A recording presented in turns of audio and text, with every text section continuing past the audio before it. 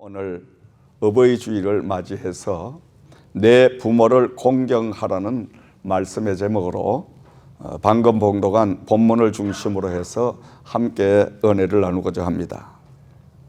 하나님께서 아담을 만드시고 그 아담 혼자 에덴의 동산에서 홀로 사는 것이 너무너무 안쓰러워 보여 하나님께서는 아담을 잠들게 하시고 그 아담의 갈비뼈를 뽑아서 하와를 만드시고 둘이 한 몸이 되어서 한 가정을 이루게 하셨습니다.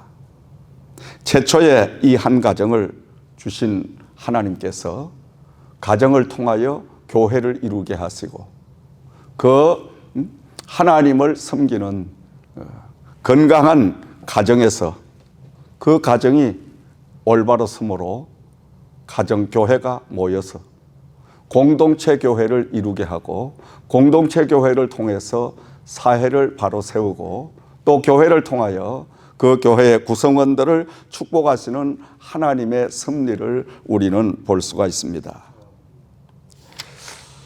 바울 사도는 오늘 본문의 말씀을 통해서 가장 기본적인 가정교회가 바로 세워지려면은 자녀와 부모의 관계가 바로 세워져야 되고 부모와 자녀의 관계가 바로 세워진 그 가정이 모여서 한 공동체를 이룰 때에 드디어 건강한 교회, 하나님이 원하시고 바라시는 교회가 세워진다고 말씀을 증거하고 있습니다.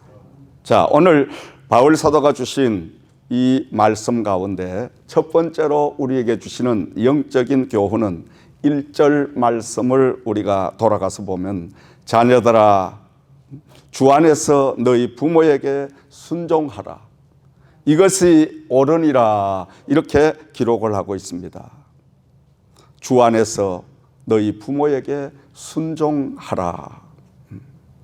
잠언서 1장 8절 말씀에 솔로몬은 내 아들아 내 아비의 훈계를 들으며 내 어미의 법을 떠나지 말라 이렇게 당부하고 있습니다. 이 말씀은 가정의 위계 질서는 바로 순종에서부터 시작된다는 말씀인 것입니다. 부모님과 자식은 인간의 방법으로는 끊을 수 없는 하늘이 맺어준 천륜입니다. 이 하늘이 준 천륜은 끊으려고 해도 끊을 수가 없고 끊어지지 않는 것이 바로 하나님이 맺어준 바로 인연인 것입니다.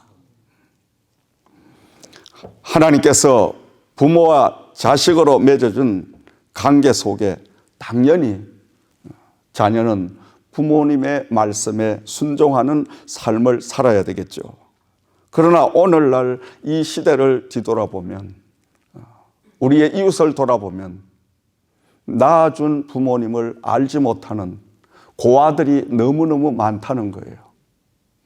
하늘에서 그냥 자기 스스로 뚝 떨어진 양 그들은 근본을 알지 못하고 부모의 소중함을 부모님이 낳아준 그 은혜를 생각조차 하지 않는 이러한 세태가 오늘 이 시대에 바로 일어나고 있다는 말씀인 것입니다. 이처럼 가정의 부모와의 자녀의 관계가 천년이 다 끊어지고 나니까 사회는 어떻습니까? 사회는 그러한 사람들이 모여서 공동체를 이루다가 보니까 사회는 온통 우리가 생각하지 못하는 끔찍스러운 일들이 벌어지고 있는 것입니다. 이 모든 불행은 가정교회에서부터 잘못되었다는 사실인 것입니다. 더 깊이 말씀을 드린다면 부모와 자식 간의 관계가 잘못됐다는 것입니다.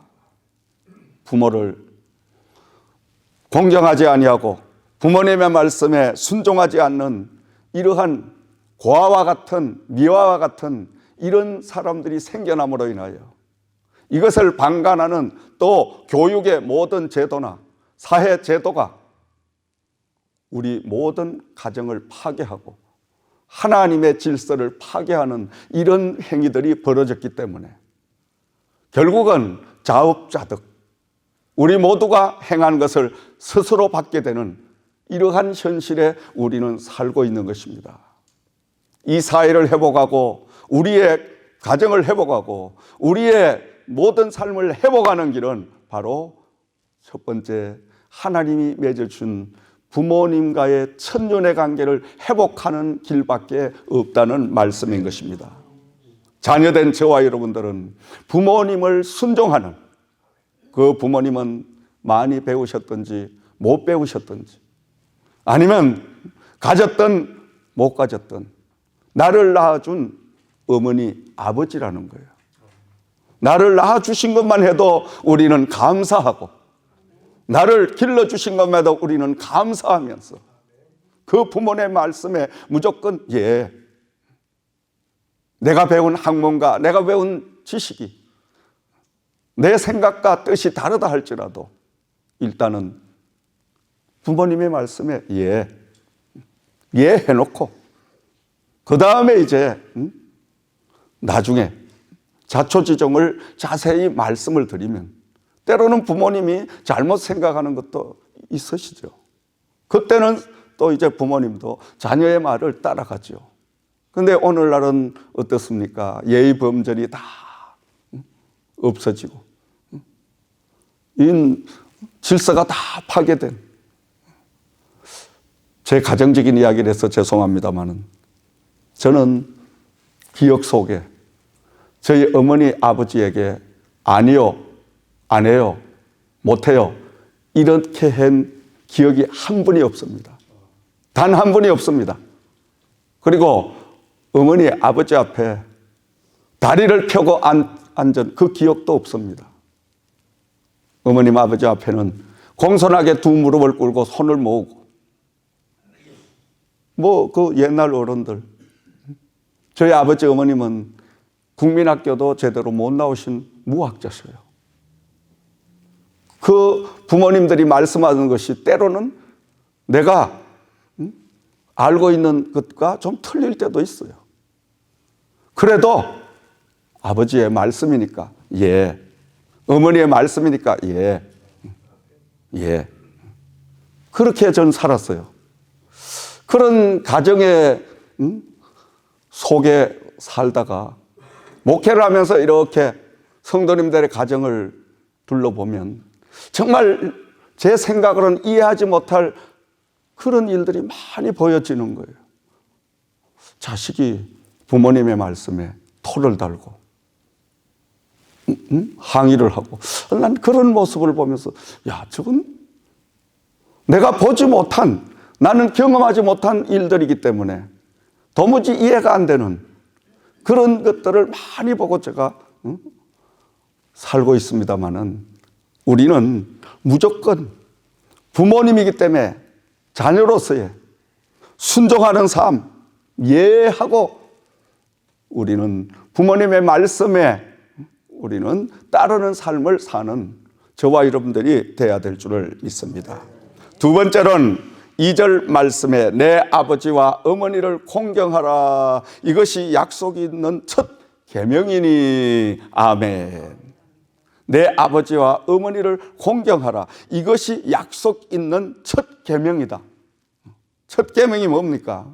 사랑입니다. 그렇죠? 첫 계명은 사랑입니다. 자, 출애굽기 20장 12절 말씀에도 내 부모를 공경하라. 그리하면 너희 하나님 여호와가 내게 준 땅에서 내 생명이 길리라. 아멘. 부모님에게 공경하면, 부모님을 잘 받들고 섬기면 생명이 길리라. 장수의 축복을 주신다는 말씀인 것입니다. 이 장수의 축복이란 것은 생명의 연장 길이를 뜻하는 것도 물론이지만은 이 땅의 모든 것들이 잘 되는, 많은 사람들에게 인정을 받고 선망의 대상이 되고, 이것이 바로 장수의 축복인 것입니다. 이것이 바로 행복한 바로 가정이 되는 것입니다. 이때 공경하라는 이 말씀을 원어적으로 찾아보니까 카베드 트마오라고 이렇게 기록을 하는데, 이 한국말로 참 뜻은 무겁다, 견고하다, 영예롭다. 삼가 예를 차려 높이다. 그리고 공경하고 최우선적인 순위로 하나님과 부모를 섬기는 것을 바로 공경이라고 기록하고 있습니다. 다시 말씀드리면 내 아버지와 어머니를 공경하라는 것은 부모님께는 무겁고 견고하고 영예롭고 예를 차려 최대한으로 높여드리라, 이 말씀이 공경인 줄을 믿으시기 바랍니다. 나를 낳아주시고 길러주신 부모님이기 때문에 최고의 예를 갖추어서 최고의 영예를 갖추어서 바로 인정해드리고 또 높여드리는 이런 일을 행하라. 저희 아버님이 어릴 때 간혹 저에게 이야기를 들려주셔요. 어느 날은 아들아, 시골의 어느 군수님이 취임을 해가지고 가서 그 군의 유지들이 다 강가에 모여서 파티를 이렇게 해주는데, 파티 한창 흥을 돋구는 중간에 저 강 건너에서 어느 노인 한 분이 지금 돌다리를 하나하나 이렇게 겨우겨우 딛고 지금 그곳을 향하여 오고 있는데, 갑자기 그 파티의 주인공인 군수님이 그냥 신발을 신은 채로 물로 뛰어서 가더니 그 돌다리를 어렵게 한 계단 하나하나 건너오는 그 노인분을 덜쳐업고 그 파티하는 자리까지 와서, 여러분 잠깐만 저에게 주목을 해 주십시오. 이분이 바로 우리의 어머니입니다. 나를 낳아주고 길러준 내 어머니입니다. 그렇게 그 노인분을 소개하면서, 그래서 모든 유지들이 가만히 보니까 그 어머니라고 소개하는 분은 정말로 겉모양으로 볼 때는 아주 시골분, 정말 촌 하나의 그 늙으신 노인네로 보여지는데, 그 어머니를 자기가 앉아있던 자리에 어머니 여기 앉으세요, 거기 앉혀드리고 맛있는 건 전부 군수가 직접 어머님에게 자꾸 갖다 드리면서, 그래서 드시는 모습을 보고 좋아가지고 그래서 기뻐가지고 어쩔 줄을 모르고 파티가 끝날 때까지 어머니만 계속 섬겼는데, 아, 저분이 참 별난 효자구나 이렇게들 생각했는데, 나중에 알고 봤더니 그 어머니는 군수님을 직접 낳아준 어머니가 아니라 어머니를 일찍 여의고 두 번째 어머니로 그 아버지가 맞이한 그 사람이었습니다. 자기를 낳아주지 않은, 그 피 한 방울 섞이지 않은 어머니, 다만 길러주셨다는 그거에 너무너무 감사해서 그 어머니에게 그렇게 극진한 효도를 합니다. 그래서 이게 전 군에 다 퍼짐으로 인해서 모든 군민들이, 야, 우리 군수님은 효자야. 그렇게 파티를 하다가, 아니 구두발을 신은 채로 그냥 쫓아가서 자기를 낳아주지도 않은 어머니를 업고 와서 자기 자리에 앉히고, 그리고 그냥 파티가 끝날 때까지 어머니만 섬기는 이런 군수님이었어. 온통 온 군이 그 한 군수님의 효도심을 보고 모든 군민들이 다 부모님에게 잘해야 되겠구나, 부모님에게 잘하니까 저렇게 출세를 하는구나, 이런 선례를 남겼다고 제가 어릴 때에 저희 아버님에게 실제적인 그 사실을 들었습니다. 여러분, 제가 자라나면서 아버님의 그 말씀을 곰곰이 되씹어 보는 거예요. 그래, 맞아, 그럴 수 있지. 그러니까 하나님이 축복을 하시지. 여러분, 우리는 부모님을 공경할 때에 바로 하나님이 그 손길을 통하여, 그 가정을 통하여 영육간에 축복하시는 역사가 임하게 될 줄을 믿습니다. 세 번째로는 3절의 말씀인 것입니다. 이로써 네가 잘되고 땅에서 장수하리라. 아멘. 자, 예로부터 의인의 가정엔 의인이 날 수밖에 없습니다. 악인의 가정은 악인이 날 수밖에 없습니다. 효도하는 가정은 효자가 나올 수밖에 없습니다. 부모님께 효도하면 하나님께서 이 땅에 잘되고 또 모든 것들이 풍요롭게 은혜를 베푸시고 축복을 해 주실 수밖에 없습니다. 자식은 부모님을 가장 많이 닮아가죠. 효도하는 부모님을 모신 가정은 그 자녀가 효도할 수밖에 없어요. 왜냐하면 어릴 때 자라면서 할아버지에게 할머니에게 극진하게 하는 모습을 보고 자라니까요. 저희 아버님이 그렇게 할머니한테 잘하셨어요. 할아버지는 일찍 돌아가셨기 때문에 전 기억 속에 없지만 저희 할머님은 오래 장수를 하셨어요. 아마 제가 어릴 때 기억이 그때 연세가 80이 다 되셨는데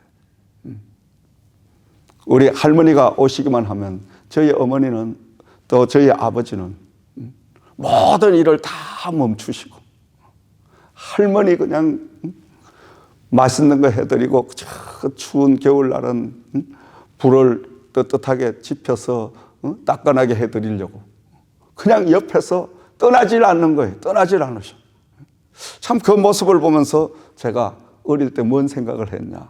아, 나도 우리 아버지처럼 아버지에게 저렇게 잘 해드려야 되겠구나. 그런 생각을 했습니다, 여러분. 그런 생각을 했어요.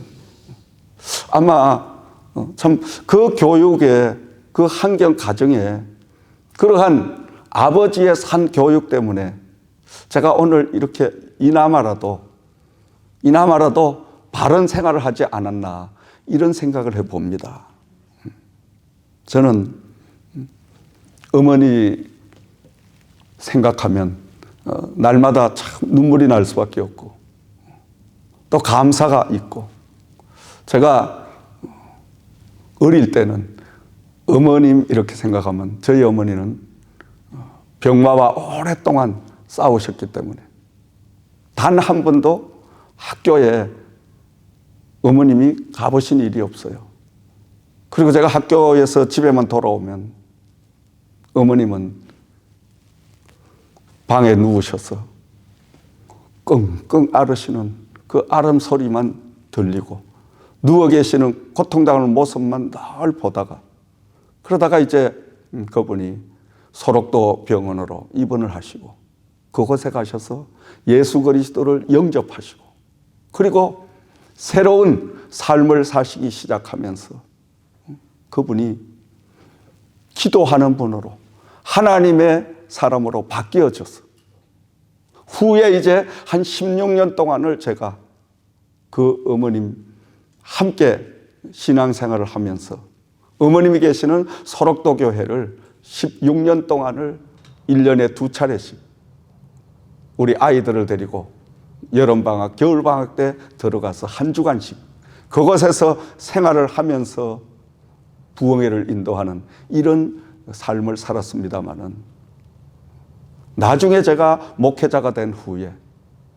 어머님 모습을 떠오르게 되면 늘 기도하시는 모습 정말 두 손을 모으시고 그 넓은 소록도 그 중앙교회라고 가장 큰 교회에 크기에 가운데 앉으셔서 텅 빈 교회 마룻바닥에서 그냥 밤새 기도하시는 아버지, 우리 아들 목사, 진짜 목사, 사랑의 목사, 우리 아들 목사, 세계적인 목사 세워주십시오.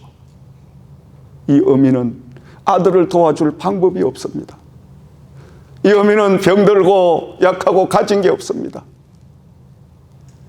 아들, 우리 아들 하나님께서 맡아주셨어.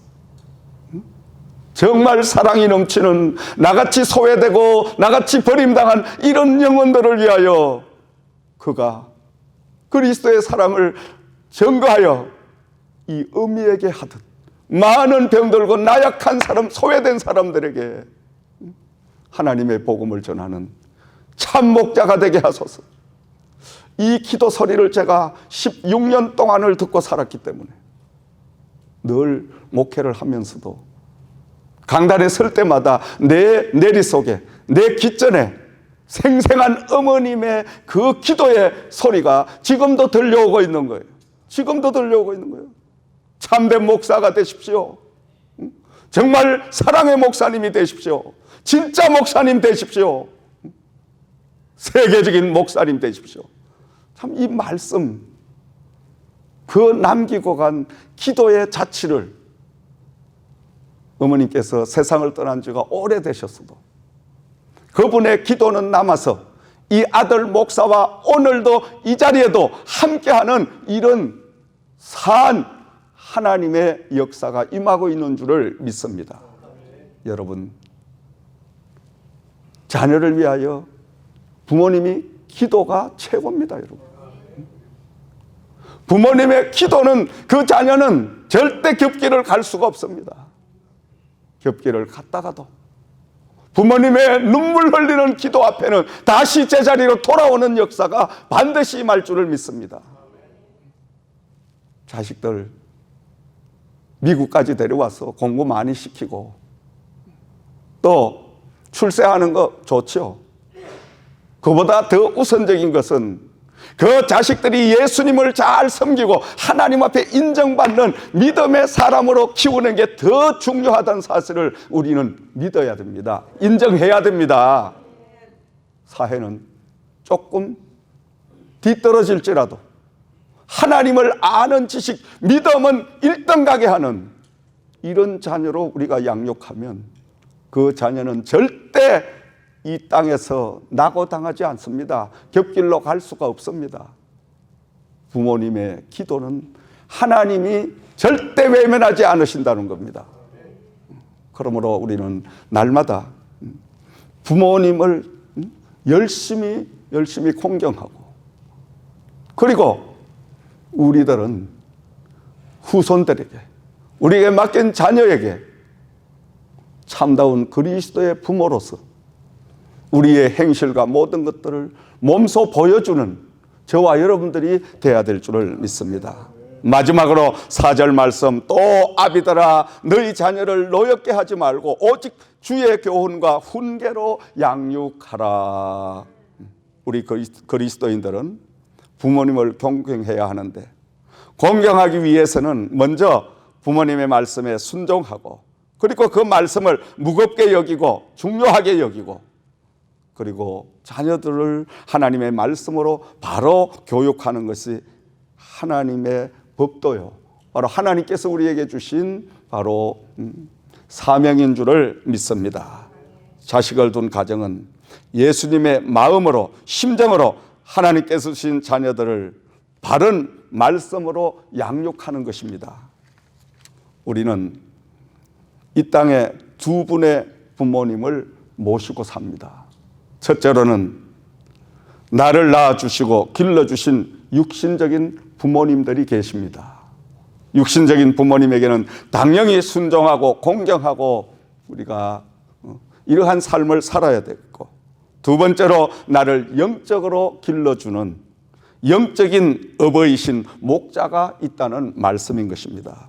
바울 사도는 고린도전서 4장 15절 말씀에 고린도 교인들이 온통 여러 가지로 교회 안에 혼란을 일으키고 그들이 분쟁을 일으키고 그들이 갈등을 겪을 때에 그 고린도 교회에 편지를 써서 그리스도 안에는 1만 스승이 있으되 아비는 많지 아니하니 그리스도 예수 안에서 복음으로써 내가 너희를 낳았음이라. 이렇게 아비의 심정으로 너희를 권하노니 너희는 서로가 서로를 인정하고 화합하고 사랑으로 하나가 되라.